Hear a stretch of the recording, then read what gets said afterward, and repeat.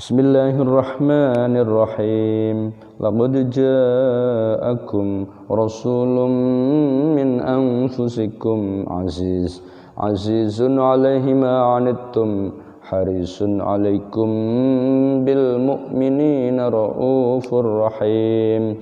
Innallaha wa malaikatahu yusalluna 'alan nabi ya ayyuhalladzina amanu sallu 'alaihi wa sallimu taslima.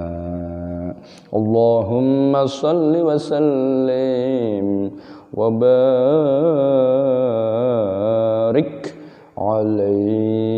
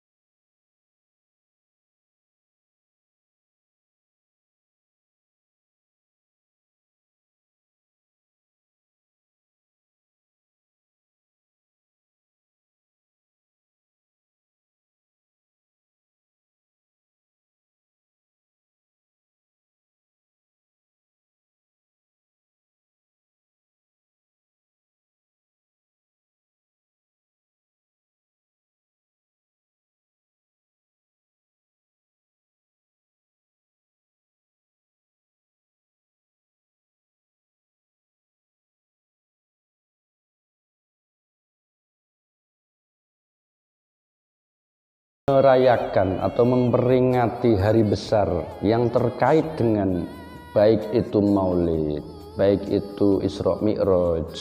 Hakikatnya apa? Hakikatnya kita sesungguhnya, yang namanya kita itu kan,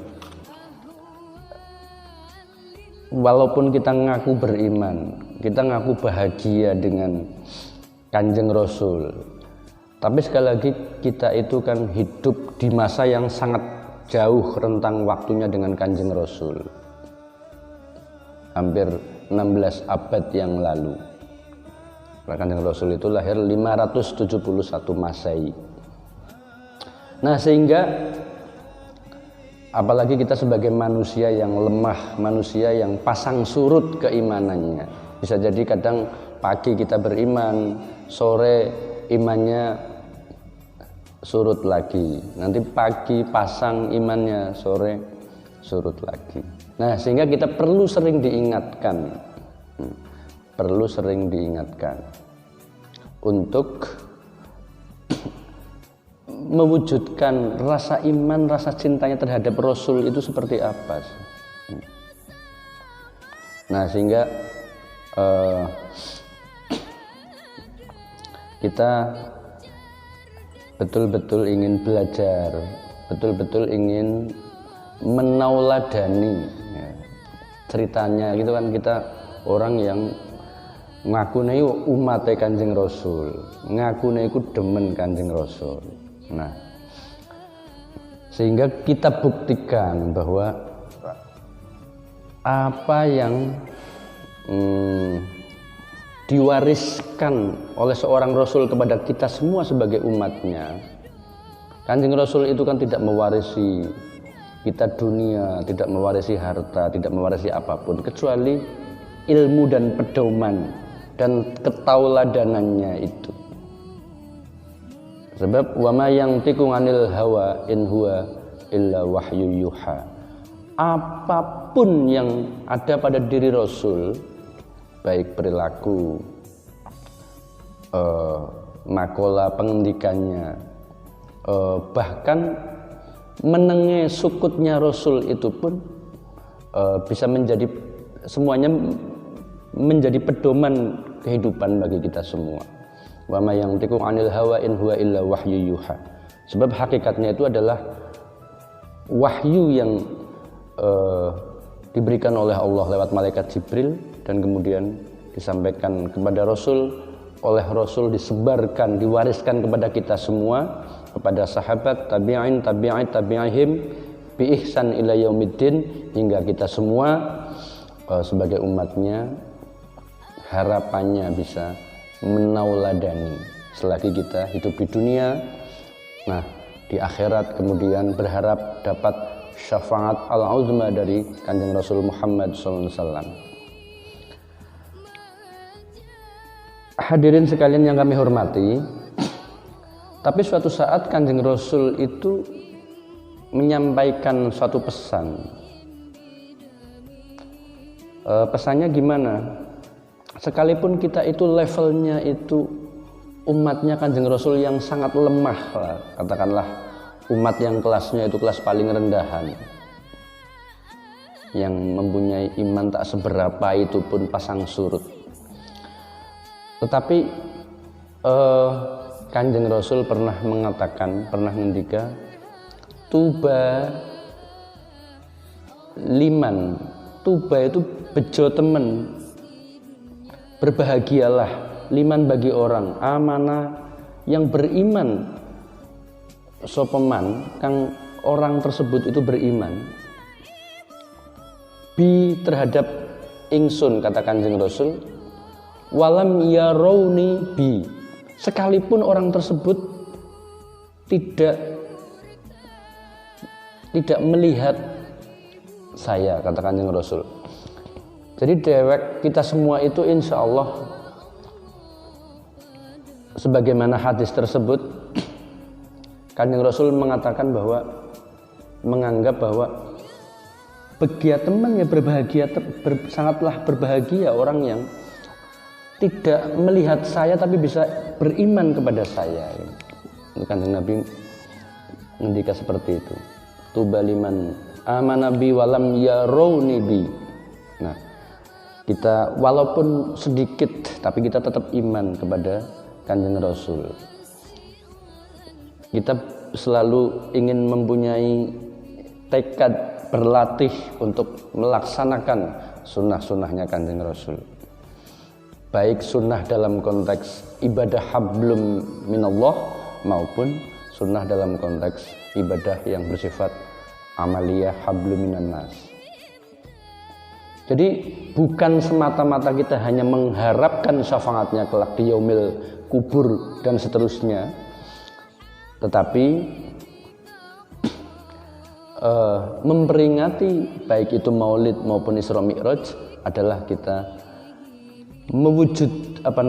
mewujudkan tekad kita untuk semaksimal mungkin secara konsisten melaksanakan sunnah-sunnahnya Kanjeng Rasul, terutama yang terkait dengan akhlaknya Rasul, bagaimana saat Rasul itu menjadi seorang pribadi, bagaimana Rasul sebagai seorang kepala keluarga, bagaimana Rasul sebagai seorang kepala di masyarakat, bagaimana Rasul sebagai seorang pemimpin di level nasional, yaitu waktu di hijrah di Madinah, kemudian membuat satu kesepakatan publik yang bersifat universal, yaitu Mitsaqul Madinah, perjanjian Madinah.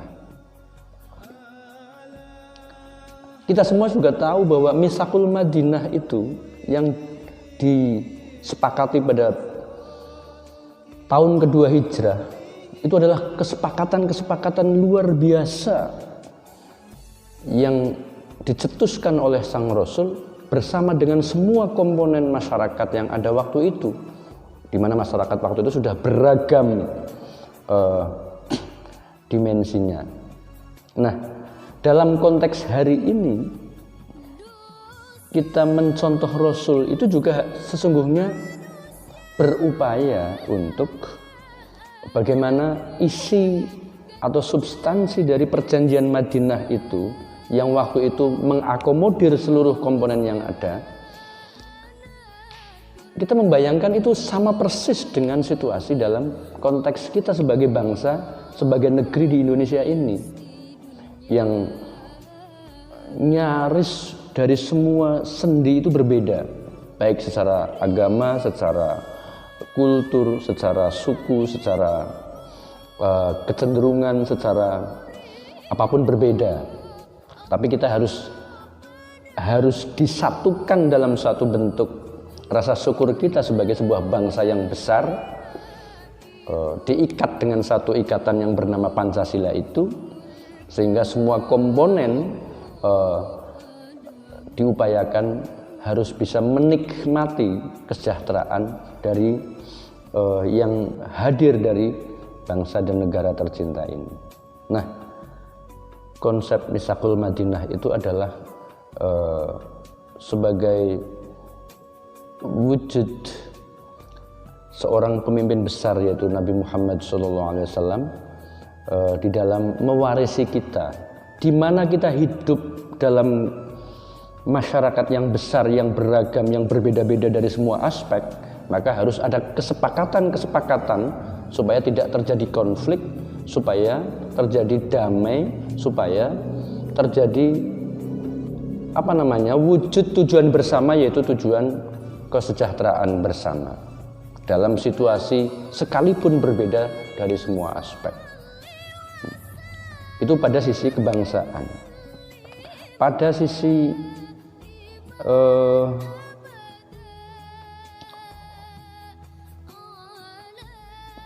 sisi yang lain, di mana kita hidup, apalagi hari ini, kita tahu sendiri berbagai potensi konflik itu luar biasa, hampir setiap hari datang di depan mata, terutama yang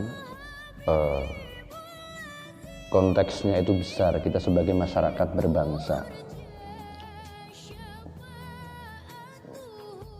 berbangsa beragama. Nah, sehingga kita kadang berpikir sungguh ironis, kita itu masyarakat yang semuanya mengaku masyarakat yang religius, masyarakat konon kita mengaku sebagai masyarakat beragama. Kalau ada orang mengatakan kita itu orang yang abangan, orang yang itu, kita akan marah, sebab kita sudah menstempel diri kita sebagai masyarakat yang religius, masyarakat yang Pancasilais. Tetapi stempel itu belum sebanding dengan realitas yang terjadi di kehidupan kita sehari-hari, baik dari sisi sekup yang kecil, kita sebagai individu, kita sebagai masyarakat lokal, apalagi kita sebagai masyarakat bangsa. Jadi ketimpangan di sana sini, kontradiksi di sana sini masih terjadi, kontras dengan stempel kita sebagai masyarakat yang religius. Mestinya kalau kita maulid, kita memperingati Isra Mi'raj, itu kan intinya kita ingin berlatih menauladani Kanjeng Rasul. Menauladani itu berarti apa? Kanjeng Rasul sebagai seorang pemimpin, maka turunannya, harapannya, di mana ada tokoh-tokoh muslim yang jadi pemimpin, maka bagaimana memimpinnya itu meniru. Ya, meniru itu kan tidak mungkin mampu untuk bisa meniru sama persis dengan Kanjeng Rasul, karena Kanjeng Rasul itu maksum, kita orang yang berlumur khilaf dan dosa, kan gitu. Ya setidaknya wong pemimpin kita itu mayoritas muslim, baik di level eksekutif, legislatif, yudikatif. Mestinya kalau selalu di forum apapun selalu diawali dengan rahmat dan salam kita haturkan kepada Kanjeng Rasul, itu artinya mengakui beriman sekaligus beriktikad untuk mengikuti Rasul. Nah, mbok yao iman dan bentuk mengikutinya itu direalisasikan dalam bentuk kebijakannya di saat ia memimpin, supaya kebijakannya betul-betul manutun bil maslahah, sebagaimana ada gium yang kita kenal, yaitu tasarruful imam ala ra'iyah manutun bil maslahah. Jadi seorang yang mengaku beriman dan mengaku bahagia dengan sosok Kanjeng Rasul, bagi individu-individu yang duduk di struktur kepemimpinan, maka dia harus komitmen dan konsisten menjadikan kepemimpinannya adalah dalam kerangka untuk mau tidak mau harus mengupayakan semaksimal mungkin dalam rangka limaslahatil am itu, yang kebijakannya harus manutun bil maslahah. Nah, umat yang kemudian menjadi rakyat biasa, warga biasa, maka menauladani Kanjeng Rasul pada sisi kehidupan sehari-hari yang bisa kita pelajari. Misalkan Kanjeng Rasul mempunyai siddiq, amanah, tabligh, fatonah, kan gitu. Dan siddiqnya itu di awal, jujurnya itu di awal, baru siddiq di samping jujur juga amanah, bisa dipercaya, baru tabligh, baru sebagai penyampai, baru fatonah, baru cerdas. Nah, jadi kita sebagai umatnya Kanjeng Rasul itu ya sedikit, walaupun sedikit tiru Kanjeng Rasul, mempunyai fatonah, mempunyai tabligh, mempunyai siddiq, dan mempunyai amanah. Nah, jika itu sudah ya setidaknya berjalan, kita meniru Kanjeng Rasul nggak mungkin mampu. Sekali lagi, karena Kanjeng Rasul itu makarimal akhlak, Kanjeng Rasul itu maksum, dan seterusnya. Nah, tetapi komitmen dan tekad kita adalah menauladani Kanjeng Rasul. Jadi bukan semata-mata kita cukup memperbanyak membaca sholawat, mengagung-agungkan namanya, itu iya, itu sebagai bentuk mahabbah kita. Tapi yang lebih dibutuhkan lagi adalah kita mewujudkan rasa cinta kita terhadap Rasul tersebut, kita wujudkan, realisasikan dalam bentuk kehidupan dan perilaku kita sehari-hari. Kalau masyarakat bangsa itu jujur, kemudian pinter-pinter, tapi pinternya itu amanah dan jujur, bisa dipercaya, maka dalam konteks besar kita sebagai bangsa akan menjadi bangsa yang jujur, bangsa yang amanah, bangsa yang maju.